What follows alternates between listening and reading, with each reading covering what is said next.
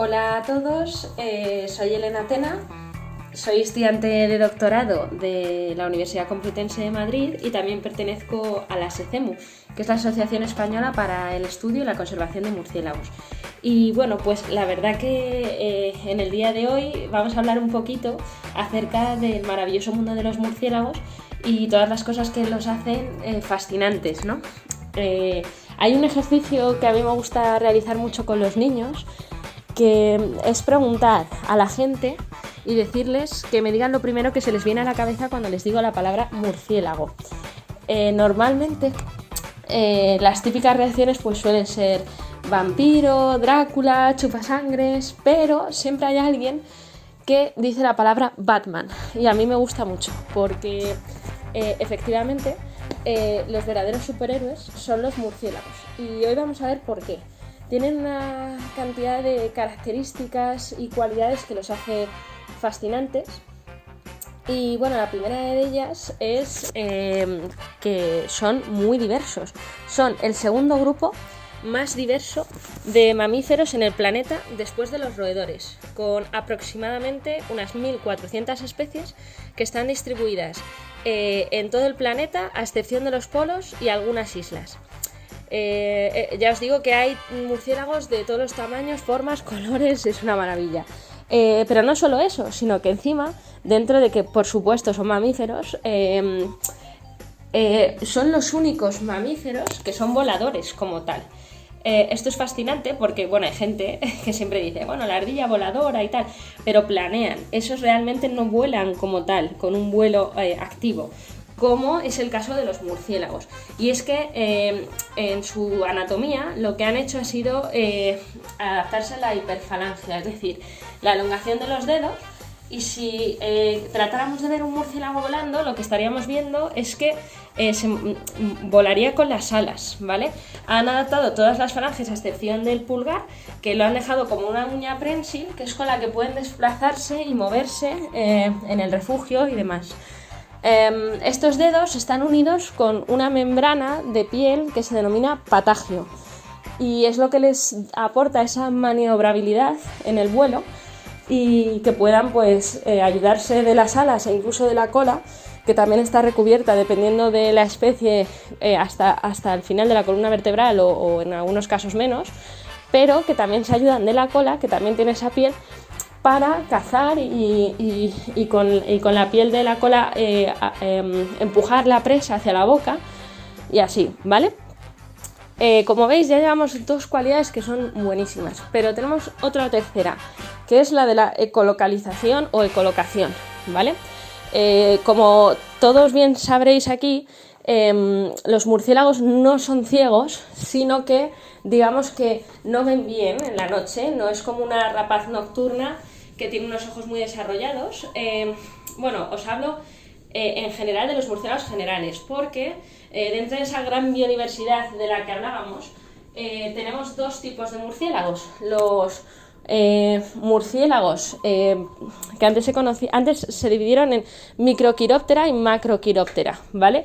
Eran los murciélagos pequeños o los zorros voladores, pero en la evolución se ha visto que están más emparentados un tipo de murciélagos pequeños, que son los rinolophidos, con los zorros voladores que con el resto de murciélagos, y se han hecho dos nuevos grupos que son Gyngochiroptera y Yangochiroptera, y lo curioso de esto es que todos vuelan, pero los zorros voladores no ecolocalizan. Esta propiedad de la que vamos a hablar, los zorros voladores no la tienen, mientras que sí que la tienen los rinolophidos y también el resto de murciélagos pequeños, aunque estén menos emparentados entre sí que los rinolophidos con los zorros voladores, ¿vale?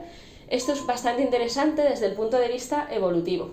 Pero bueno, cuando hablamos de ellos lo comento porque a veces los zorros voladores sí que tienen órganos visuales más desarrollados que a lo mejor en el caso de los pequeños murciélagos no, ¿vale? Entonces, como todos los que tenemos aquí en Europa, ahora hablaremos de ellos, son pequeños, pues nos vamos a centrar en esa capacidad que todas las especies ibéricas y españolas sí que lo tienen, ¿vale? Y básicamente se trata como lo que funcionaría sería como un sonar, es decir, ellos emiten una llamada que se desplaza en el espacio hasta que choca con un obstáculo y rebota. Son capaces de percibir no solo la distancia a la que está el objeto, sino hacerse una idea del tamaño, la forma, incluso texturas, es decir, representan en su imagen como una cabeza 3D. Por eso se dice que los murciélagos se guían por el ultrasonido.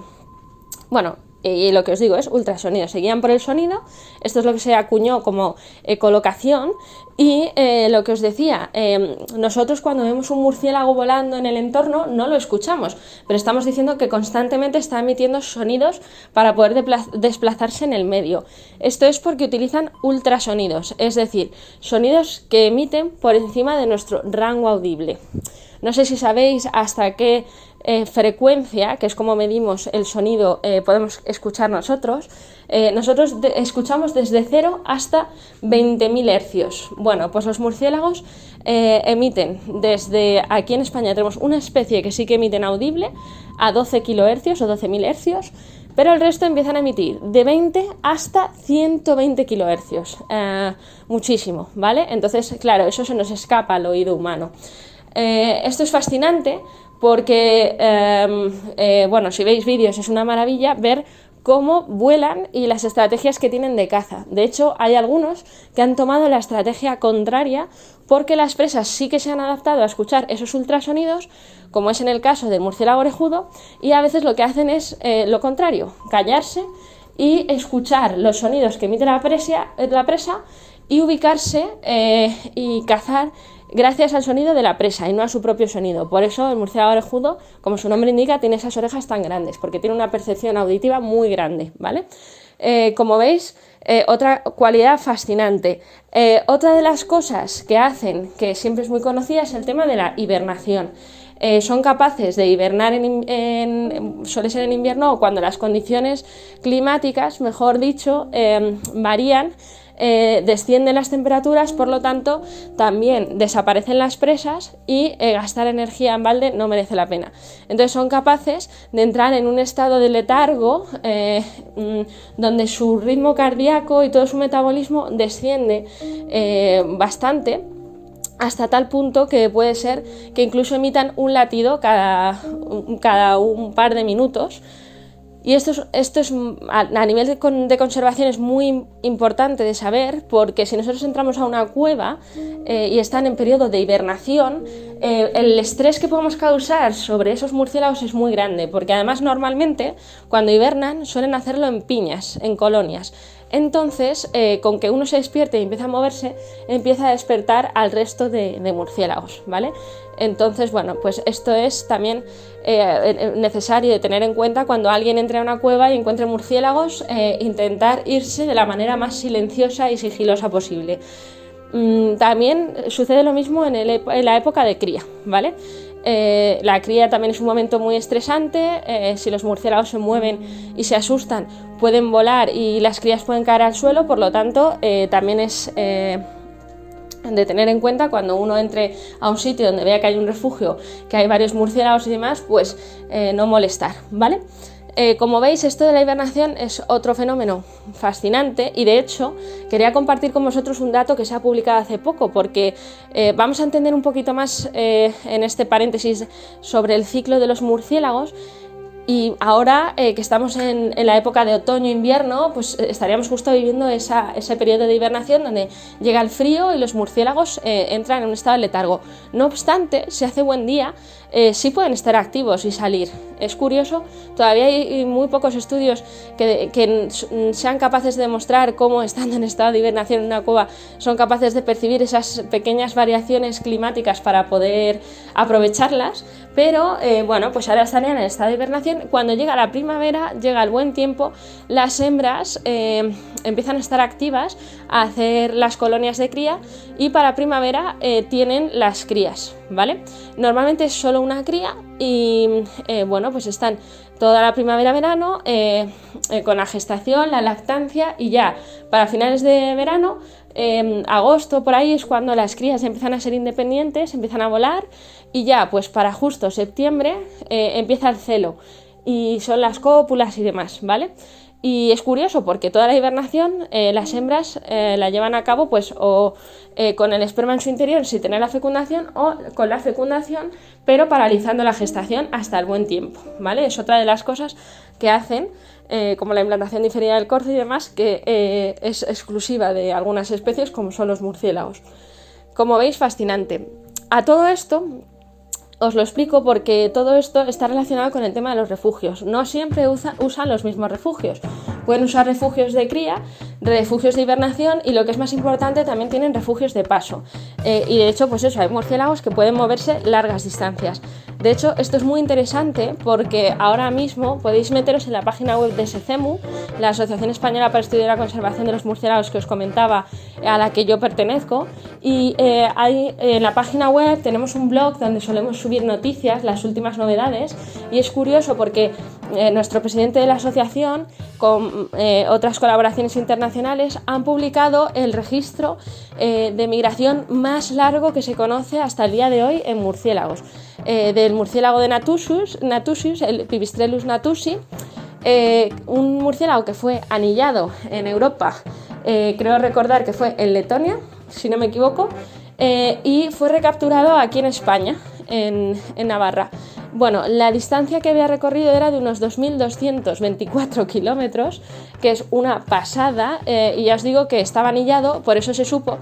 Y además es muy curioso porque fue un murciélago que fue capturado aquí como cadáver y se guardó en un cajón al tener la anilla, y 2 o 3 años más tarde nuestro presidente lo encontró y bueno, pues se llevaron la sorpresa de que había recorrido toda esa larga distancia, ¿no? Esto os lo cuento porque probablemente todavía nos queden por conocer mucha información muy interesante y necesaria de conocer para la conservación de los murciélagos, entre otras cosas acerca de sus posibles migraciones y luego las rutas y patrones migratorios que tengan los murciélagos, igual que ya se conoce mucho de las aves, ¿no?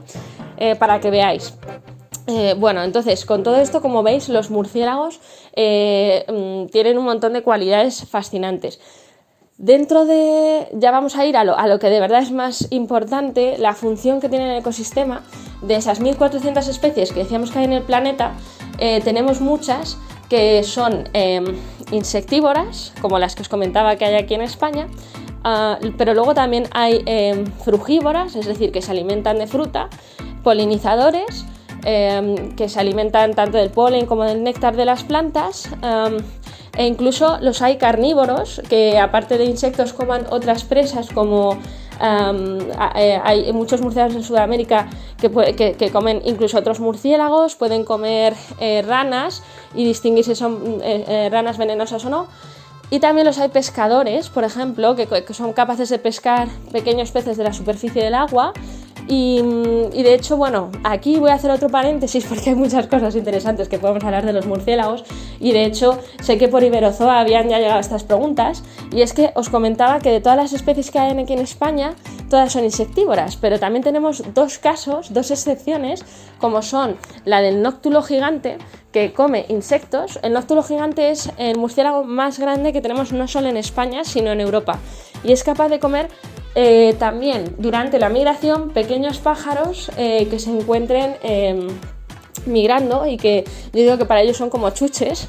Y esto se descubrió porque el equipo de investigación de Doñana del CSIC trabaja muy intensamente con esta especie, y en las cajas refugio observaban que en el guano había pequeñas plumas o cañones de plumas, y decían, ¿y esto cómo puede ser? Hicieron la secuenciación y vieron que eran capaces de comer más de 50 especies diferentes de pájaros, ¿no? Pero bueno, esta especie, pues como os digo, no hay que irse tan lejos, la tenemos aquí en España, y bueno, pues es muy interesante. Pero más aún lo es el murciélago patudo, que no sé si conoceréis, el Myotis capucini, que si yo os preguntara, decidme una especie de mamífero en peligro de extinción, todo el mundo pensaría en el lince o en el oso pardo. Pues el pobre murciélago patudo es otra especie que está en peligro de extinción, pero que al ser murciélago muy poca gente conoce, y que encima, para más INRI, también se descubrió hace unos años que pescaba pequeños peces de la superficie del agua, porque con la ecolocalización solo son capaces de percibir esas ondas que se generan en el agua a la hora del movimiento de los peces que sean más superficiales, y eran capaces de pescar estos peces, ¿no? Y fijaos que encima esta especie está en peligro de extinción, o sea que bueno, que son 2 casos excepcionales que tenemos en España y muy llamativos y muy bonitos, ¿no? Y también muy necesarios desde el punto de vista de la conservación. Entonces, como os decía, como veis, la cantidad de alimentación que tienen es muy variada y de hecho, bueno, nos faltan los murciélagos hematófagos, es decir, los vampiros, ¿no? ¿Los vampiros existen? Bueno, pues sí existen. De esas 1.400 especies que decíamos, 3 de ellas son vampiros, 2 de ellas, bueno, todas viven en Sudamérica, o sea que aquí, cuando la gente nos llama que hay vampiros en casas y demás, no es cierto, pero sí que es verdad que en Sudamérica hay vampiros y de hecho 2 de esas 3 especies se alimentan de sangre de ave, pero una de ellas sí se alimenta de sangre de mamífero, suele ser sangre de ganado, ¿vale? Entonces, evidentemente, la gente que convive allí sí tienen que estar, a la hora de la gestión y la conservación de estas especies, pues tienen que tener más en cuenta al murciélago vampiro, al Desmodus rotundus, ¿vale? Claro, ¿por qué os cuento todo esto? Evidentemente, ahora que estamos con todo el tema del coronavirus, no está demostrado a día de hoy, también podéis consultar más información en SECEMU, que el coronavirus se ha transmitido por murciélagos. Sí que es cierto que muchos murciélagos tienen coronavirus diferentes, otros tipos de coronavirus y otras muchas especies. Entonces, en el caso de los murciélagos, siempre hay que tener en cuenta que pueden ser vectores de muchas enfermedades, pero, por ejemplo, el caso de la rabia aquí en España es un mito que se tiene como muy acuñado, cuando realmente, por ejemplo, la muerte de personas en España por murciélagos no está documentada. Sí, en Europa se conocen 4 o 5 personas, me parece que son, que han muerto por rabia de murciélago, transmitida por murciélago, pero curiosamente cuando vimos esas personas que son las que han muerto, vemos que todas han trabajado o trabajan con especies salvajes o que trabajaban en centros de fauna y así. Entonces, como veis, bueno, pues un poco en casa del herrero, cuchillo de palo. Entonces, bueno, es algo a tener en cuenta. Mientras que a lo mejor la rabia producida por cánidos o por otras especies, pues también ha podido causar muertes, pero no es tan conocida. Entonces, bueno, os lo digo porque al final estos puntos tan negativos en especies que probablemente, como los murciélagos, algunos invertebrados, serpientes y así, son tristemente las que al final quedan en la mente de todos, mientras que por otro lado, y por ello, bueno, siempre cualquier precaución es poca. Cuando veamos un murciélago, no tocarlo, si hay que ayudarle porque imaginaos que su murciélago está en el suelo o tal, siempre llamar primero al 112 para que os atiendan, que vengan los forestales o las autoridades pertinentes, y si hubiera necesidad de cogerlo por cualquier causa, siempre con protección, nunca contacto directo. Y de hecho nosotros, los profesionales que trabajamos con murciélagos, todos tenemos puesta la vacuna de la rabia, porque sí que es verdad que aquí en España, bueno, ya os cuento, de especies de murciélagos de España, son unas 35 especies las que se conocen ahora mismo, y digo aproximado porque hasta incluso hace 1 año o 2 ya describimos aquí una especie nueva en España, o sea que aún todavía aquí se están conociendo especies nuevas a través de la secuenciación de ADN, por lo que todavía nos queda mucho por saber de estas especies, incluso aquí en nuestro país. De esas 35, solo 2 se conocen que hayan dado positivo en rabia, y un porcentaje muy bajo de sus poblaciones, que es el murciélago hortelano, el Ectesicus erotinus y el Ectesicus isabelinus, ¿vale? Entonces, evidentemente, nosotros estamos vacunados por precaución y, por lo que os digo, cuando se ve un murciélago no debe tocarse. Pero a cambio, después de todo esto que estamos viendo, si nos quedamos con el papel también que tiene el ecosistema, tan necesario, vamos a ver que los murciélagos que son insectívoros, a nivel del control biológico de plagas, la labor que tienen es brutal. De hecho, deciros un dato simplemente para que veáis que vale más que otras muchas cosas, es que el murciélago común que tenemos aquí en España, el Pipistrellus pipistrellus, es capaz de comer en una noche de alta actividad hasta 3.000 insectos, ¿vale?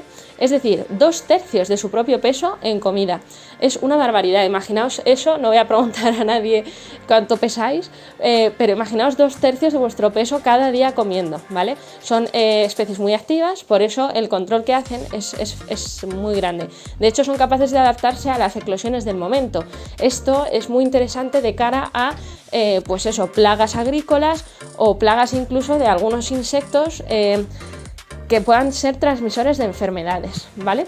Por ello, una de las cosas que se utiliza mucho ahora para la conservación de murciélagos y que tiene mucha aceptación es el uso de caja refugio. Hasta los propios agricultores son ellos los que hacen sus propias cajas refugio, y os digo que si estáis interesados en poner una o en ver cómo se hacen para talleres educativos y demás, también en SECEMU tenemos una pestaña que es caja refugio y ahí tenéis mucha más información que podéis consultar, ¿vale? Entonces, lo que os decía, el tema de control de plagas es brutal, pero luego también hablábamos de que son frugívoros, es decir, para especies que son, como ya hemos visto, mamíferos voladores, la función que tienen en el medio a la hora de comerse un fruto, poder volar largas distancias e incluso entre islas y dispersar esas plantas a través de sus semillas en el guano. Encima el guano, que se ha visto que como fertilizante y como nutriente de abono es brutal, entonces favorece mucho más la germinación de las plantas. Por lo tanto, la función que tienen también es brutal. No os digo ya como polinizadores de muchas plantas, donde la relación que hay es exclusiva entre murciélago y planta. De hecho, esto os va a gustar mucho, pues sobre todo a la gente que, por ejemplo, le guste el tequila, porque los murciélagos, por ejemplo, son los únicos que son capaces de polinizar el agave, la planta de la que se extrae el tequila, o los plátanos o los dátiles, es decir, que sin plantas no habría murciélagos, sin murciélagos no habría plantas, no bats, no tequila, no party. Entonces, bueno, como veis, sin ellos, habría muchos productos de los que nos alimentamos y demás que no podríamos obtener, ¿vale?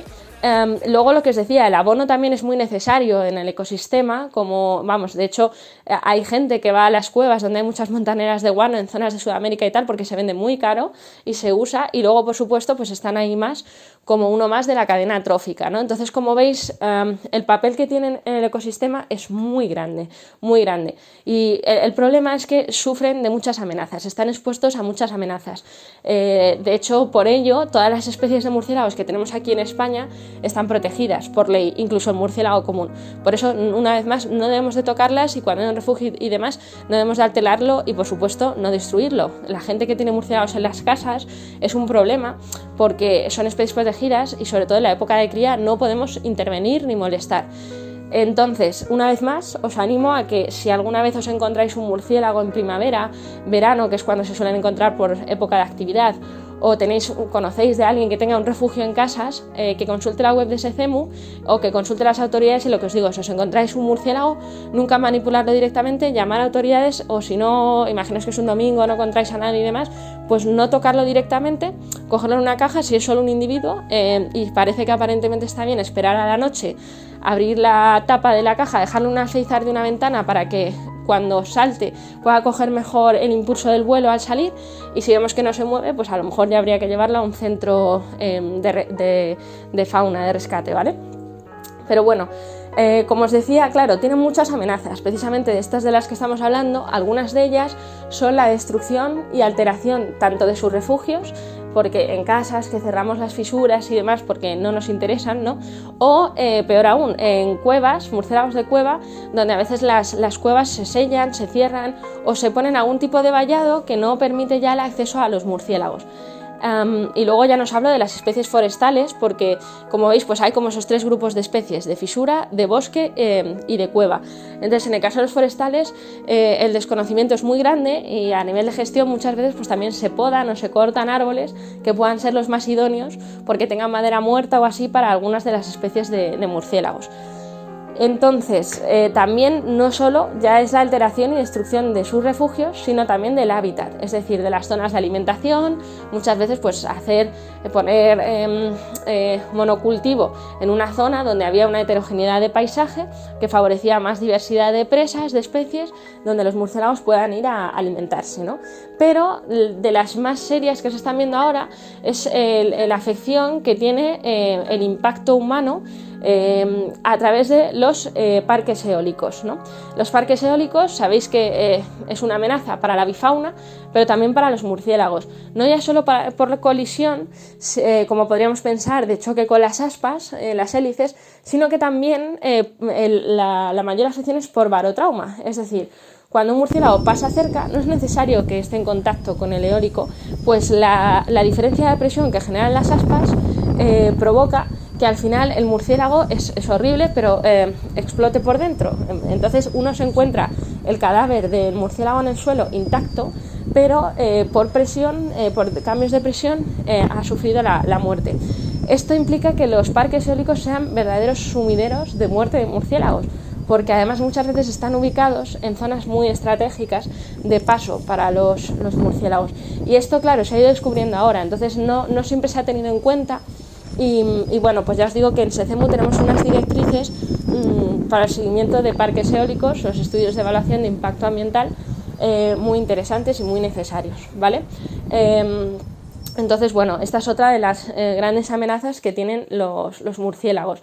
Entonces, como veis, pues son especies muy sensibles, porque muchas veces, ya vemos, son coloniales, se reproducen solo una vez al año, entonces destruir, alterar un refugio puede suponer la pérdida de una generación completa, y luego además en sus desplazamientos y movimientos pues tienen muchos obstáculos y muchas veces pues no son capaces de salir adelante. Entonces, todo esto hay que tener en cuenta, y por ello es muy importante y muy necesario hacer tanto una investigación intensiva, por eso os hablaba de SECEMU, y de hecho deciros que hay un convenio a nivel europeo que es EUROBATS, donde han firmado muchísimos países europeos para el estudio y la conservación de murciélagos, pero donde curiosamente España todavía no está y no forma parte.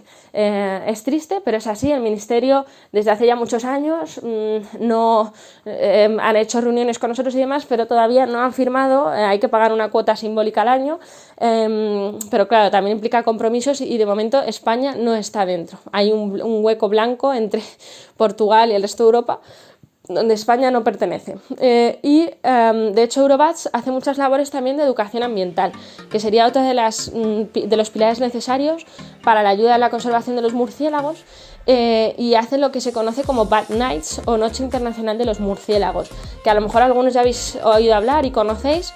Se suelen hacer en verano, época de mayor actividad, y bueno, pues es atraer a la gente de a pie el mundo de los murciélagos, y bueno, pues jornadas como esta de hoy que está haciendo Iberozoa, a quien agradezco que pues hayan puesto a los murciélagos como uno de los objetivos de estas charlas, y también le agradezco que me haya invitado a mí a compartirlo aquí con vosotros, ¿vale? A nivel de conservación, encima hay ejemplos muy bonitos, como por ejemplo el puente de Austin en Texas, que tiene la colonia urbana de murciélagos más grande conocida del mundo, y fijaos que ahí más de la mitad del pueblo vive de esta colonia, porque la gente va a visitarla.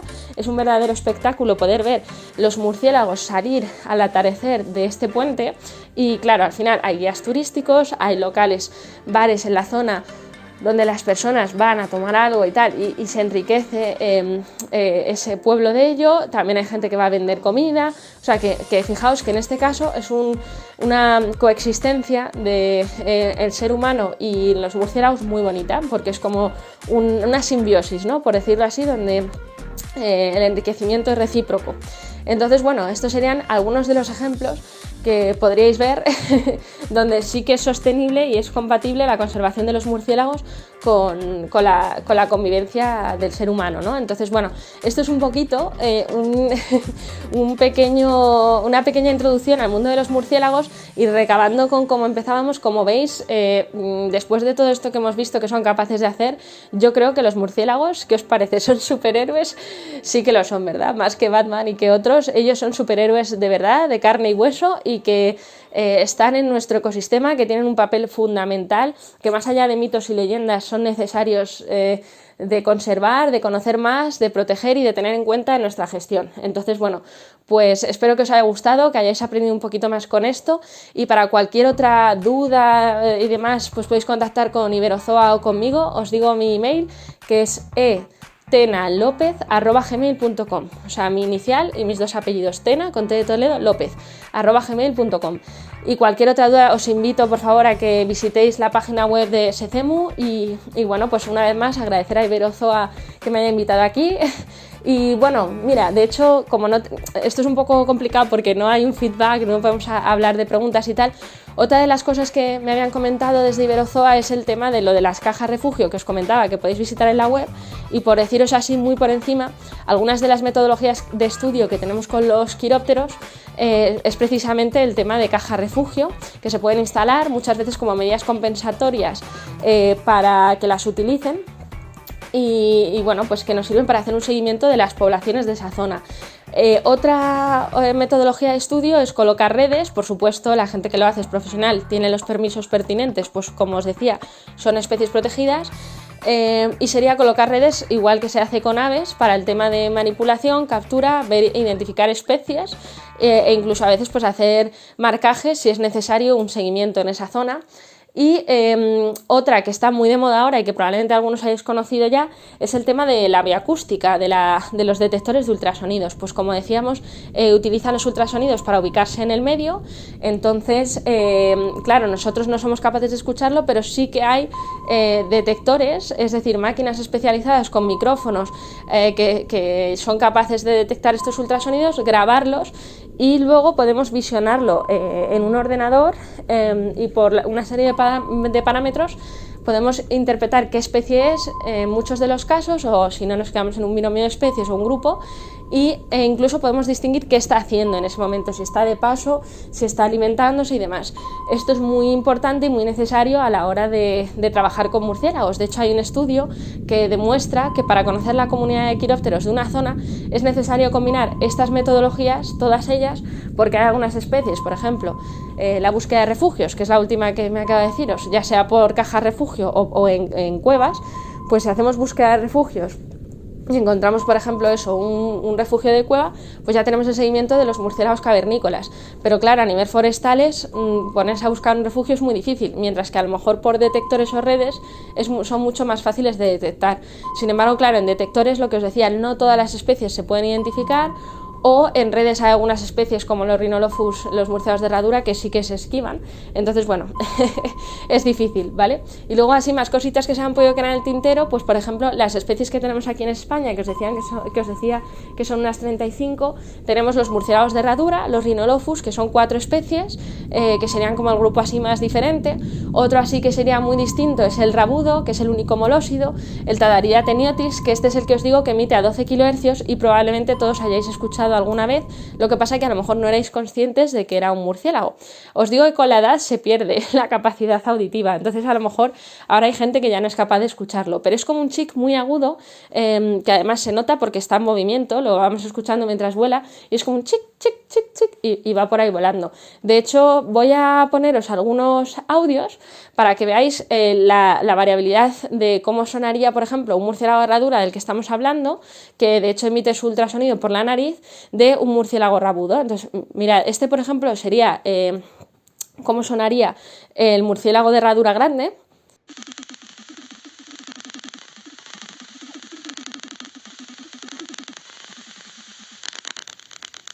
Y aquí tenéis un ejemplo, por ejemplo, de cómo sonaría el murciélago rabudo.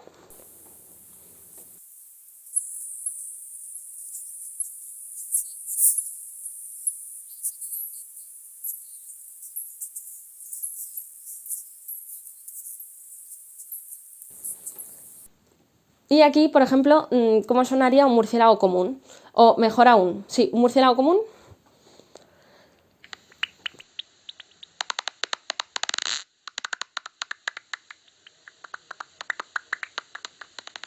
Que incluso puede tener la secuencia de alimentación, que se conoce sobre el zumbido de alimentación, o incluso aquí tenéis un murciélago ratonero, que es una llamada totalmente diferente a la de un murciélago de herradura.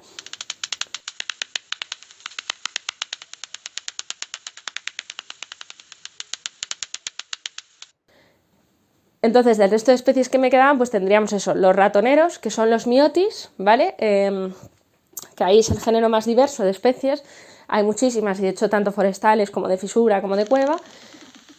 Y luego tendríamos, estos ya el resto de los que os hablo están los murciélagos de herradura, el molósido, y el resto son los vespertiliónidos, que serían el resto de murciélagos.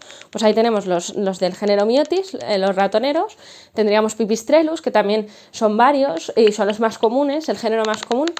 Y luego también tenemos otros, como por ejemplo el Barbastela, único en su género también, el Miniopterus, que es el murciélago de cueva, el Ipsuosavi, que es el murciélago de montaña, los orejudos, que tenemos también 3 especies, y y los hortelanos de los que hablábamos, ¿vale? Entonces, como veis, la diversidad que tenemos aquí en España es muy grande, de hecho es el orden más diverso de mamíferos en España. Y bueno, pues creo que con esto, y ahora sí, hemos hablado un poquito también de la diversidad a nivel ibérica. Y bueno, pues espero que os haya gustado. Cualquier otra duda que tengáis, pues ya tenéis mi correo y podéis contactar también con Iberozoa. Y nada, una vez más, muchas gracias. Espero que os haya gustado, que hayáis aprendido, que veáis que de verdad los murciélagos son unos superhéroes y que bueno, pues que hay que tenerlos en cuenta tanto a la hora de hacer un censo como a la hora de conservarlos o de gestionarlos.